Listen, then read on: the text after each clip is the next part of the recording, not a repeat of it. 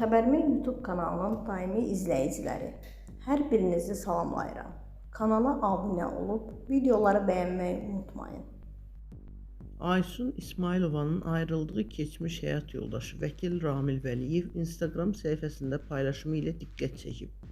Milli Az bildirir ki, o yeni foto paylaşaraq bunları yazıb.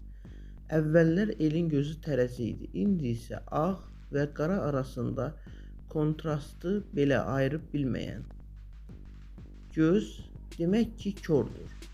Susmaq abırdır, qəbul etmək deyil. Haqlı olanın özünü təmizlə çıxarmağa ehtiyacı yoxdur. Hər kəs özünü bilsin, tanısın, kifayətdir.